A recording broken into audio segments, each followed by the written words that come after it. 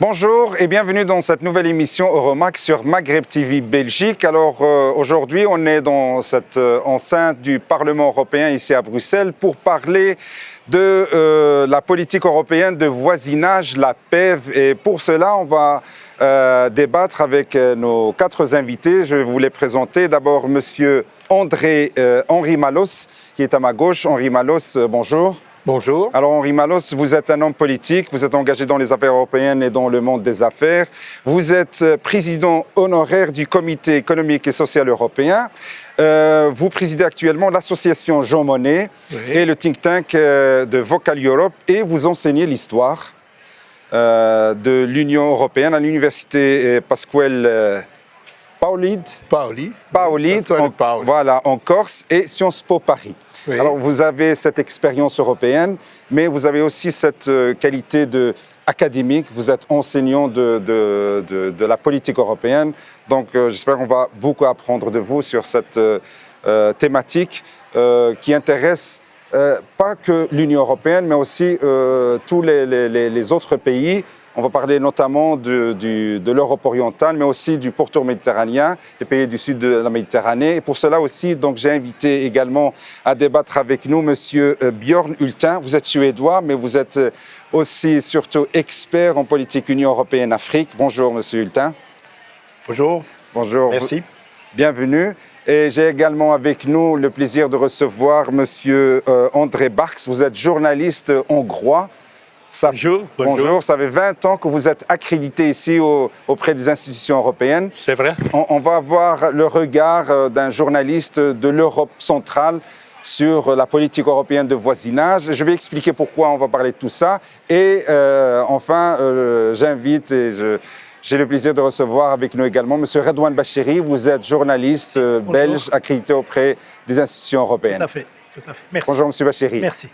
Alors, bonjour. Pourquoi on va parler de la politique européenne de voisinage et on va en débattre, surtout dans le contexte de la guerre contre l'Ukraine, de l'invasion russe de l'Ukraine, sur les conséquences de cette guerre, sur la stabilité non seulement des pays de l'Union européenne, mais également des partenaires de l'Union européenne, notamment des pays du sud de la Méditerranée et bien sûr les pays de l'Europe orientale. Alors, Monsieur Malos, si vous permettez, avant d'entamer ce débat, peut-être en chapeau, un petit mot pour expliquer à nos auditeurs de quoi s'agit-il quand on parle de la politique européenne de voisinage. Bonjour. Et en quoi elle est intéressante pour les pays partenaires. Oui. Moi, je pense que dès le début, ça a été une erreur. Je pèse mes mots pour l'Union européenne que de définir une politique de voisinage globale. D'abord, le terme, moi j'aime pas le terme de voisin. Je pense qu'on est tous, on appartient tous à la même famille et les Européens sont des Européens. Nos amis méditerranéens, moi je suis aussi méditerranéen, j'habite en Corse, comme vous l'avez rappelé. Et donc cette idée qu'il y a nous et les voisins, souvent on dit, il y a un proverbe en Corse qui dit « ne t'occupe pas des affaires du voisin ». Donc c'est un peu, je trouve, discriminant, péjoratif. Et d'ailleurs, je me souviens d'en avoir parlé, je peux le dire avec la haute représentante pour les affaires extérieures de l'époque, quand cette politique a été mise en place, Federica Mogherini, qui est maintenant la présidente du Collège d'Europe, de Bruges, et elle partageait mon sentiment que ça avait été une erreur politique. Le terme d'abord, et ensuite, et je crois que ça c'est une chose qui intéressera encore plus vos téléspectateurs, le fait de mélanger tout, c'est-à-dire de mélanger les pays d'Europe de l'Est, d'Europe centrale et orientale, l'Ukraine, d'une certaine manière la Russie, puisqu'à l'époque on avait même pensé que la Russie pourrait un jour, d'une manière ou d'une autre, y être associée, et puis la Méditerranée, les pays de la rive sud de la Méditerranée, avec lesquels l'Europe, et en particulier mon pays, la France, mais aussi nos pays, des pays du Sud, entretiennent une proximité. Pour un Corse, je veux dire, la famille, l'environnement, c'est la Méditerranée. La Tunisie, la Libye, l'Algérie, le Maroc sont beaucoup plus proches, je m'excuse, mais que la Suède ou la Hongrie, qui paraissent... Même la Suède? Même la Suède, qui paraissent très lointains sur le mode de vie. Donc je pense qu'au début, cette idée de tout vouloir, c'est un petit peu une mode anglo-saxonne, trouver des concepts globaux, alors que je pense qu'il aurait mieux valu garder une politique méditerranéenne et garder une politique Si vous vers l'Europe de permettez, l'Est. M. Malos, Bien sûr. dans la même perspective de votre intervention, peut-être rappeler, comme ça pour nos auditeurs, pour les mettre dans le bain déjà, donc cette politique européenne de voisinage concerne, comme vous l'avez très bien précisé, plusieurs pays de différentes régions. Peut-être si je peux les citer, comme ça c'est un peu plus clair. Donc cette politique s'applique à l'Algérie, à l'Arménie, à l'Azerbaïdjan, à la Biélorussie, à l'Égypte, à la Géorgie, à Israël, à la Jordanie, au Liban, à la Libye, à la Moldavie, au Maroc, à la Palestine, à la Syrie, à la Tunisie et à l'Ukraine. Donc, comme vous avez très bien dit, ça concerne plusieurs pays de plusieurs régions différentes. Mais vous semblez critiquer cette politique alors que le but peut-être était noble. Le but des concepteurs, des initiateurs de cette politique, c'était de renforcer la prospérité, la stabilité, la sécurité de tous, en se basant sur des valeurs communes qui sont la démocratie, la défense des droits de l'homme. N'est-ce pas le but est noble? Alors en quoi c'est une erreur pour vous? Je pense que c'est une erreur parce que la politique méditerranéenne, si je prends que la politique méditerranéenne de l'Union européenne a une histoire, communauté européenne. Il y avait eu ce qu'on appelle la politique Euromed. Il y avait eu la tentative faite par le président français Nicolas Sarkozy de l'Union pour la Méditerranée, UPM, qui a été avortée, qui a été tuée, en fait, il faut le dire, par l'Allemagne, qui voyait cette Union pour la Méditerranée comme une concurrence à l'Union européenne, alors que ce n'était pas vraiment cela. L'objectif de l'Union pour la Méditerranée, c'était de réunir tous les pays des rives nord et sud de la Méditerranée dans un projet qui était un projet aussi d'intégration et de coopération et de stabilité. Et je crois que, vous savez, il y a un autre proverbe, m'excuse, mais quand on dit qui trop embrasse mal étreint, je veux dire, en voulant tout, vous avez bien vu, entre l'Azerbaïdjan et le Maroc, il n'y a pas beaucoup de points communs. Entre l'Arménie et le Maroc, encore moins. Donc, où veut-on en venir? Et je trouve que l'idée d'avoir, bien sûr, des relations privilégiées avec toutes ces zones est une excellente idée. Mais mélanger les choses, à mon sens, a perdu de la substance. Je peux vous dire, moi, je vais assez souvent au Liban, j'y vais dans 15 jours, je suis invité par le gouvernement libanais, par les autorités. Et les Libanais, par exemple, ressentent cette politique de voisinage comme quelque chose qui leur a fait perdre beaucoup par rapport à la relation privilégiée qu'ils entretenaient avec Bruxelles, avec l'Union européenne. Et je sais que dans les pays du Maghreb, on partage aussi ce sentiment.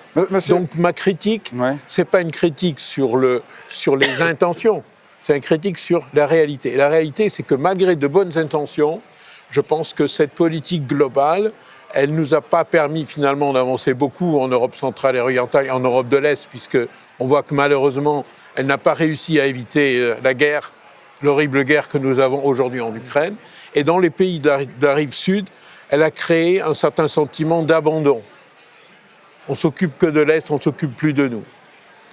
C'est peut-être pour cela que l'Union européenne a prévu des outils de coopération régionale. Donc, c'est pour ça qu'il y a ces outils-là qui se distinguent ou bien on les voit en deux partenariats. C'est le partenariat oriental d'un côté, puis l'Union pour la Méditerranée de l'autre, justement pour ne pas avoir des politiques communes à tous les pays, donc les distinguer par région. Est-ce que cela ne répond pas à vos critiques? Non, parce qu'il y a les mêmes instruments. Et par exemple, l'Union pour la Méditerranée, je rappellerai qu'à l'origine, ça devait être une union politique avec des réunions régulières des chefs d'État et de gouvernement. Ça ne devait à l'origine concerner que les pays méditerranéens, du nord ou du sud. L'Allemagne et Bruxelles ont imposé que cette union pour la Méditerranée comporte l'ensemble des pays de l'Union européenne. Et finalement, regardez aujourd'hui qu'est devenue l'Union pour la Méditerranée, une coquille vide. Un petit secrétariat à Barcelone, avec quelques diplomates et une centaine de fonctionnaires, c'est devenu une sous-agence de l'Union européenne. Alors qu'à l'origine, c'était un projet politique beaucoup plus ambitieux. Et moi, je plaide pour qu'on revienne et pour qu'on relance l'Union pour la Méditerranée, qu'on relance une vraie politique ambitieuse vers la Méditerranée, et que, par ailleurs, bien sûr, le partenariat oriental, les relations avec les pays de l'Est du continent soient renforcées, mais pas de manière, je dirais, globale, dans un mélange des genres qui n'est pas bon. Alors, deux petites questions avant de passer la parole à nos autres invités, si vous le permettez, M. Malos. Donc, le but, c'était aussi, pour cette politique européenne de voisinage, c'est de renforcer peut-être la démocratie dans les pays partenaires et également permettre le renforcement d'une intégration économique beaucoup plus poussée et stable pour ces pays. Est-ce que vous pensez que ces buts ont été atteints par cette politique ? Eh bien, la démocratie d'un côté et l'intégration économique de l'autre. Il faut regarder le résultat. Hein. Le résultat est compliqué.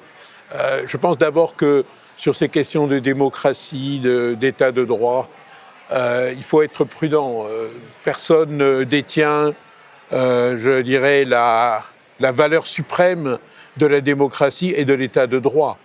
Je veux dire, il faut être humble. Et parfois, les Européens ou les Américains encore plus manquent d'humilité. Chaque pays a ses traditions, a ses façons de faire. Les choses doivent évoluer avec le temps et avec aussi le respect des valeurs et des identités. Donc, on a bien vu ce qui est arrivé du printemps arabe. Je ne vais pas vous faire un dessin là-dessus.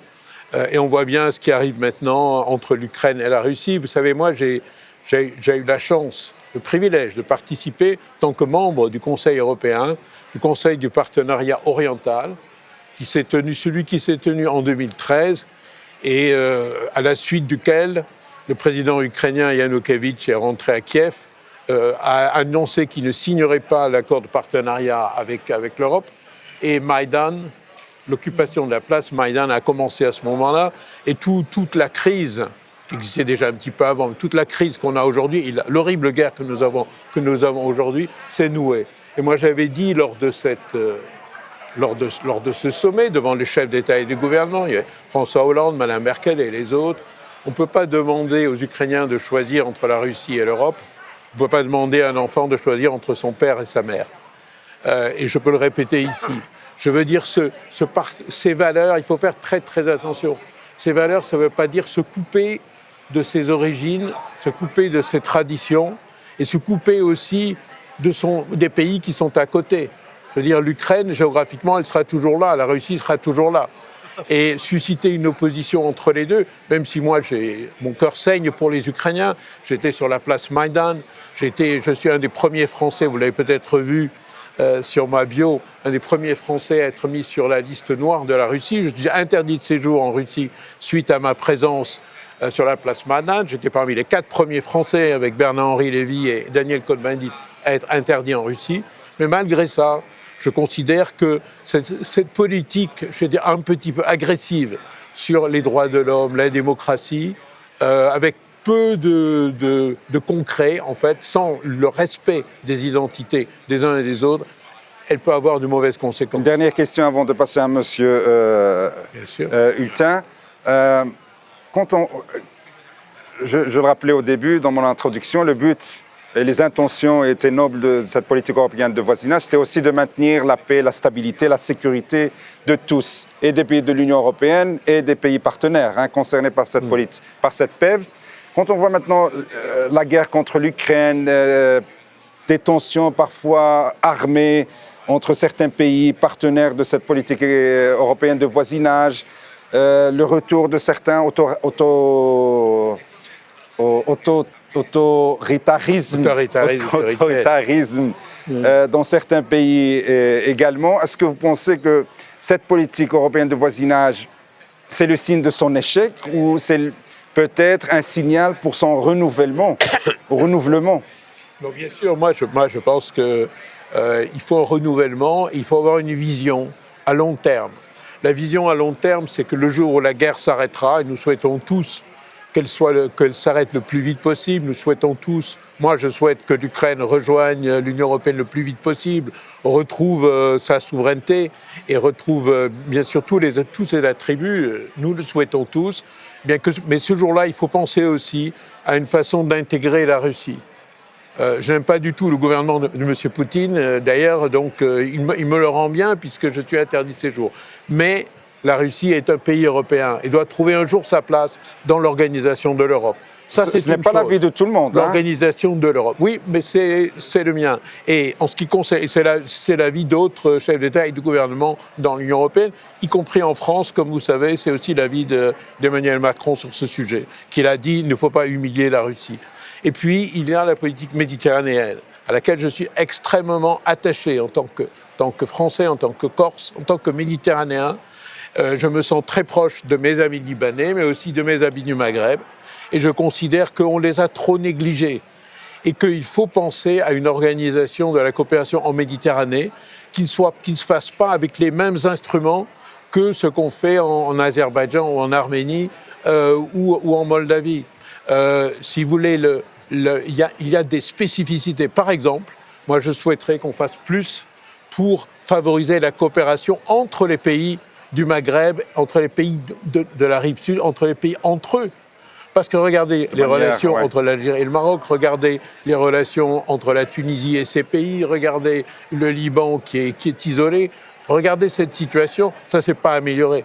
Il faudrait favoriser davantage de coopération dans le bassin méditerranéen. Ça, c'est mon autre vision. Je reviendrai avec vous pour parler justement du cas Maghreb, parce que c'est très important pour nous. Je me tourne vers mon ami suédois, Björn Hulten. Je prononce correctement votre nom? Ça peut passer. Ah, ça peut passer. Voilà. Alors, vous êtes expert dans les relations Afrique-Union européenne. Quand on voit, par exemple, maintenant, la guerre contre l'Ukraine et la tension que ça crée au niveau, pas que européen, mais mondial, est-ce que vous pensez que, bien que les actions militaires se situent spécifiquement dans la région russo-ukrainienne, est-ce que vous n'avez pas peur que cela ait une incidence, une contagion sur la zone méditerranéenne? Est-ce que la guerre contre l'Ukraine peut affecter la stabilité et la paix dans la Méditerranée, selon vous? Mais c'est un problème pour tout le monde. C'est un problème pas seulement dans le Maghreb, mais c'est un problème dans le monde entier. Ça veut dire qu'on utilise des ressources qu'on aurait pu utiliser pour développer des pays dans le monde entier, d'une manière ou autre. On l'utilise pour faire la guerre, et l'effet que ça augmente le prix donc, de l'énergie, ça augmente le prix de la nourriture, et évidemment, ça crée des problèmes énormes. Et puis, en même temps, ça crée des conflits inutiles dans le sens que il y a beaucoup de pays en dehors de l'Europe qui ont du mal à suivre ce qui se passe, et ont du mal à suivre la politique européenne, a mal à comprendre que la Russie, en effet, a agressé l'Ukraine, et c'est normal que nous, comme voisins, qu'on est là pour les défendre. C'est vrai, il y a beaucoup de pays africains qui justement ne voient pas la Russie comme un agresseur, ou bien, pour le dire autrement, ne se sentent pas intéressés par ce conflit entre Russes et Ukrainiens. Comment vous expliquez ça? Ça, c'est vrai. Parce que c'est loin ou parce que... Oui, mais c'est aussi un truc historique. Il y a beaucoup de pays africains qui se sentaient avoir eu le support de l'Union soviétique dans le temps. Donc nous, ici en Europe, on voyait toutes les mauvaises choses liées à l'Union soviétique. Moi-même, j'ai été 5 fois en Union soviétique, et je suis certain, c'était pas un pays où j'aimerais rester trop longtemps. Et alors, ils étaient en train de créer des problèmes un peu partout, mais comme certains pays africains disent, bon, ils sont contre l'apartheid et tout ça, alors ce sont nos amis et on s'en fout un peu comment ils traitent leur population. Et je crois qu'ils n'ont pas vraiment compris la situation. Donc Et l'influence soviétique existe toujours. Oui, ça, mais c'est les ils ont conséquences. d'autres problèmes. Parce que j'entends parfois souvent dire, là, voilà, mais les Russes ont toujours été nos amis. Bon, on aimerait aussi que les Russes soient nos amis. Hein, on aime être amis avec tout le monde, mais il faut aussi voir la vérité en face. M. Malos a parlé, là, il ne faut pas le faire humilier, mais ils sont très forts à se faire humilier eux-mêmes, hein, avec leur politique, avec leur guerre. Et c'est vrai que c'est une réalité géographique. On ne choisit pas ses voisins, hein, alors il faut vivre avec. Très bien.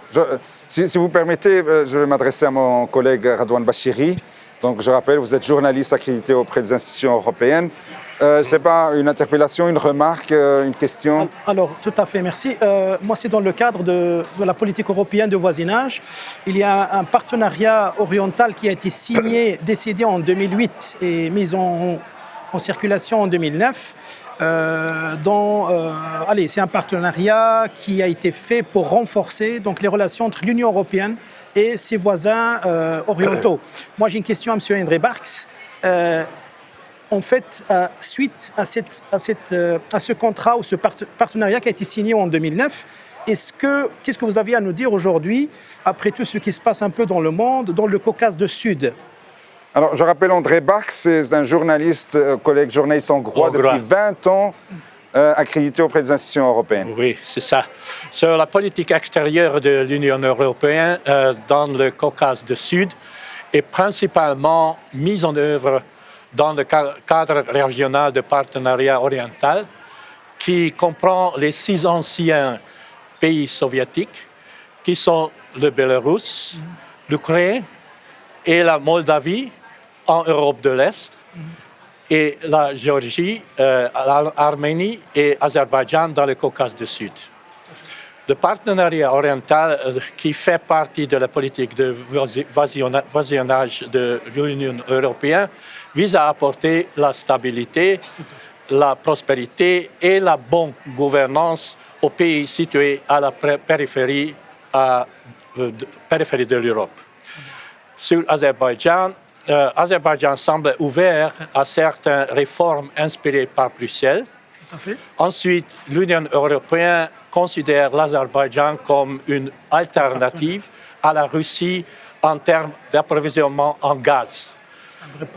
Enfin, le pays est un partenaire géostratégique intéressant pour l'Union européenne parce que sa structure politique est similaire à celle de l'Iran, mais il est modéré et laïque.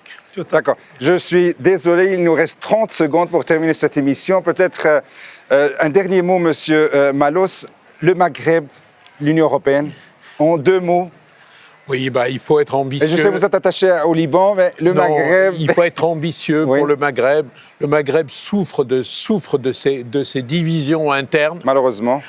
Et l'Union européenne devrait, au lieu parfois de souffler sur ces divisions par rapport à des objectifs sur l'Ukraine ou je ne sais pas quoi, il devrait tout faire pour amener la paix. Parce que la prospérité au Maghreb, elle amènera par la coopération entre les pays du Maghreb. Et on espère la stabilité, la prospérité entre l'Union européenne et ses partenaires. Je vous remercie tous, Monsieur Malos, Monsieur Bjorn, Monsieur Barks, Monsieur Bachiri. Quant à moi, je vous dis à une autre émission Euromag sur Maghreb TV Belgique. D'ici là, à bientôt.